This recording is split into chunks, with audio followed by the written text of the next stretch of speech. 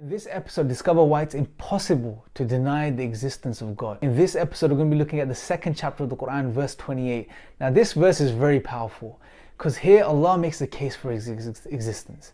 Allah says, how can you deny God's existence? How can you disbelieve in Allah when you didn't exist, when you were dead and then He brought you to life? Think about this. This is just the beginning of the verse. We don't need to go any further. Just think about this portion of this verse. God is saying, how can you deny His existence when you were dead and He brought you to life? Well, first thing we realize when we study this and we think about this verse and we ponder over it is that our existence, God is telling us our existence is contingent upon God's existence. Now, how, from which perspective? That's the question. Well, look at it from any perspective. From our physical being. We didn't exist at a point. We were nothing more than a drop of despised fluid, and then we grew and we were shaped and we formed into this being that we see today. Right? Go down to the DNA, the foundational building blocks of life, how everything comes together, the information that's contained within the DNA for our lives, the building of our beings. It's phenomenal. It doesn't make sense. It's ordered. All the way up to our rational faculties, the minds that we use to understand and comprehend things, the minds that an atheist uses to try and deny God's existence. We have rational, truth-bearing faculties. We have the ability to understand the truth of reality. We have the ability to use deductive and inductive reasoning. These are ordered faculties. They're not just random. Take our consciousness. We're conscious beings. We have personalities. You, whatever your name is, whoever's watching this, you are a person. You are you, right? But if you deny Allah, if you deny God, what are you? You're just a rearrangement of molecules, just some chemical firings. That's all you are. You're no different from a table or a chair. You're just a different rearrangement of molecules.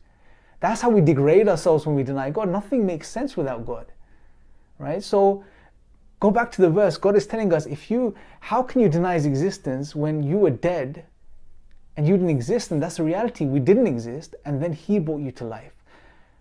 Brothers, sisters, friends, rewind the tape back 30, 40, maybe 50 or even 60, 70 years. You didn't exist. You, this person, yourself, me, Imran, I didn't exist. I was nothing. I was no one. No one knew I would come into existence. But God created me. He sustained me. He supported me. He developed me. He provided for me. And He brought me to the point I am here today. And He did the same for you, even if you're an atheist. Even if you're someone that denies God. Now, you're the person reading this verse as an atheist. And you're challenging God's existence. You have to realize, the fact that you have the ability to think and to comprehend and ponder over such a verse. What does that even mean on atheism? To ponder over something, to attain the truth of something. It means nothing on atheism. On atheism, we're just this accident from a result of these blind, random physical processes. And as human beings, we've developed through this process called natural selection acting upon random mutations, this mechanism, right, which is concerned with survival and not truth. So where does truth come from? Where does that ability to understand and reflect come from? Where do our emotions come from?